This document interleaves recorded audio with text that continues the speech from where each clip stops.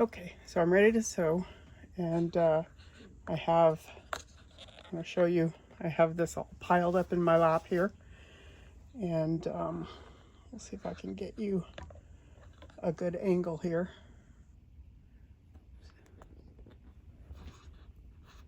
Pardon me while I adjust. Still learning to use this little camera contraption. It's just a little shy. There we go. There, hopefully that gives you a good angle. Okay, ready? Here we go.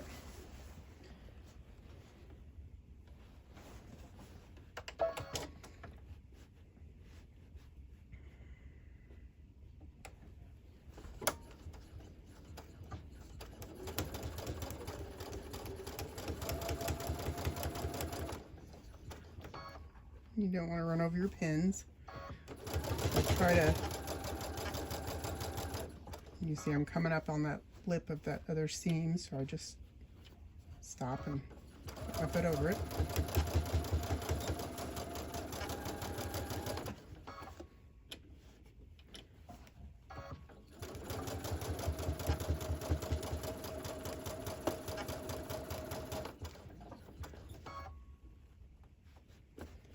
Try to not put my pins where I run over them, but I often have to move them back just a little. Hopefully you can see that okay.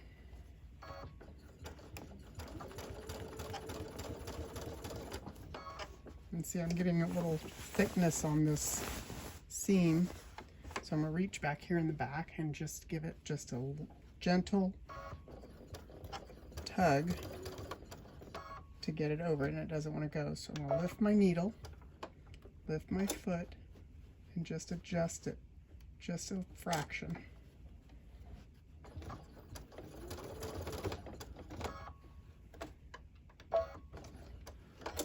Sometimes when you have these thick layers, that's why they want you to reduce bulk as much as possible, so that you don't have, and so just go really slow, get across there, and then I can continue on.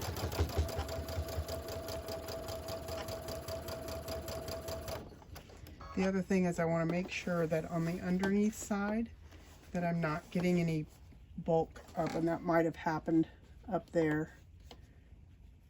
No, it didn't. You want to make sure that as seams are coming up to the sewing machine, that they don't get turned backwards, right? If you can see that. So you just kind of keep it smooth.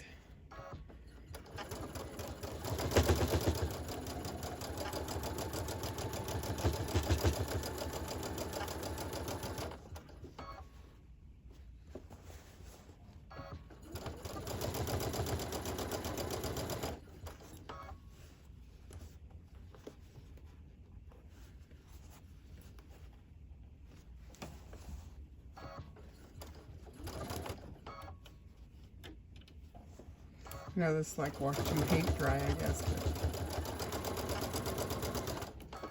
if you've never seen anyone do it,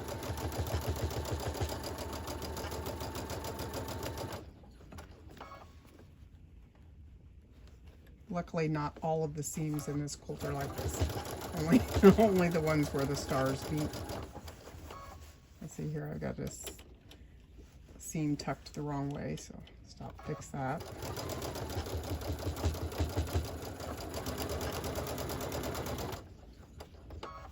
Pull my pin out of the way.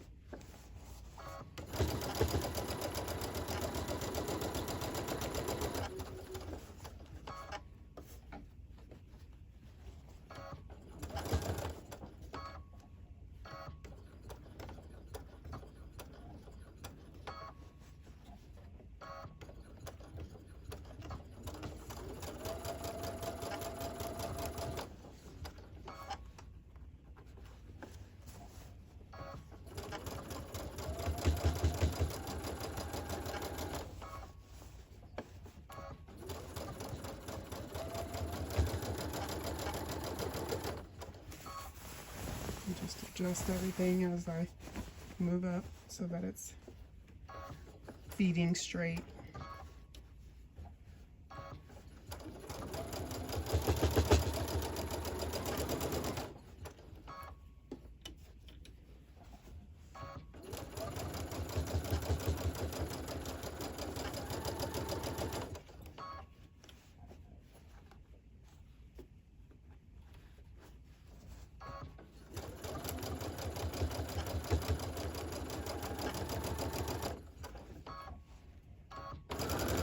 Oops, sorry, got a little excited there.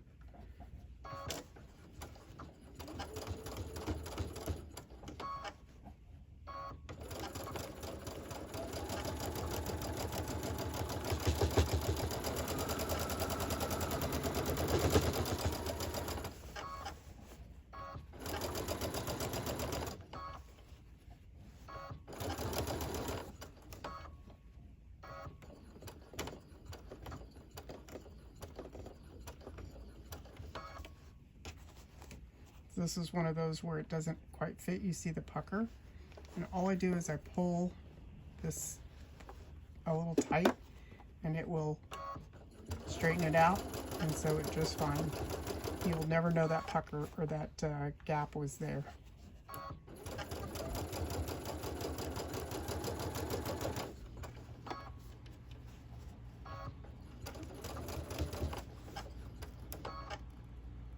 Pin back. That doesn't seem like it, but we're almost done.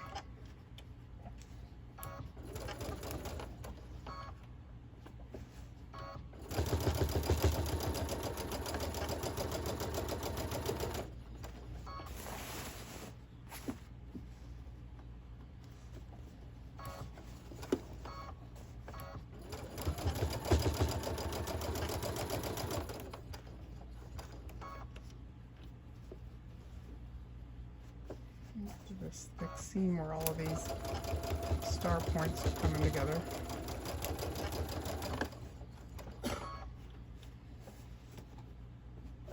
I'm not a I guess I'm not a huge fan of stars. I do a lot of them, I guess, but they take work.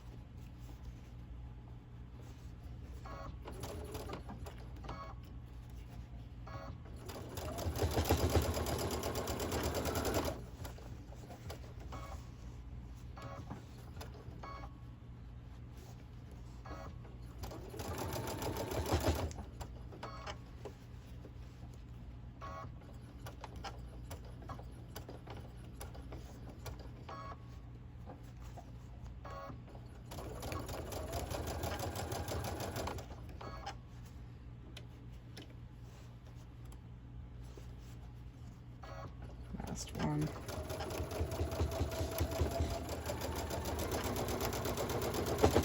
I guess if I was going to do, if I'd have thought about it, I would have done this on a row that didn't have the longest row of the quilt, but that's okay.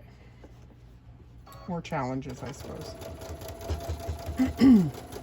Now, I know this little thing's sticking out here at the end, and I'm just going to sew right off the end.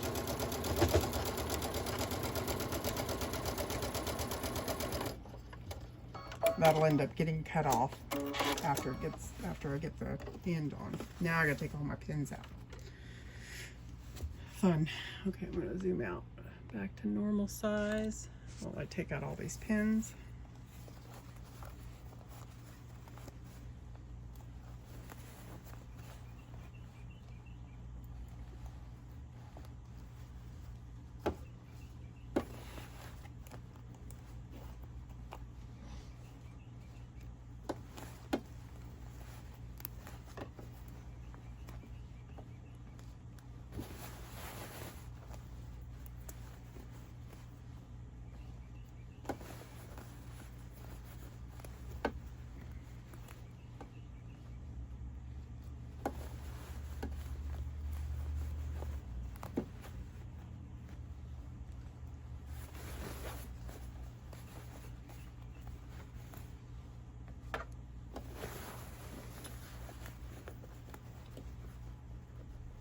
I'll tell you also one thing, you never want to leave your pins in.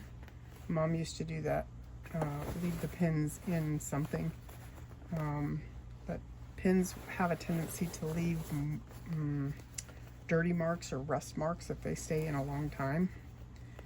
So you always want to take your pins out of things. There are other ways that you can secure something if you're going to just leave it for a period of time. Okay, so those are all out, and when you open it up, you can see, hopefully, that my stars look great. Right, and every one of these intersections, the points match up. Right? There's the next star. You see? Looks really good. That's what taking the time to put in all of those pins will get you. Right? Is that it'll get you a nice join. Oftentimes I have a tendency to be lazy and not want to pin because it's work, right? It's work to pin all of that, but it makes it worth it in the end. So there you go. Now I gotta iron it out. Next row.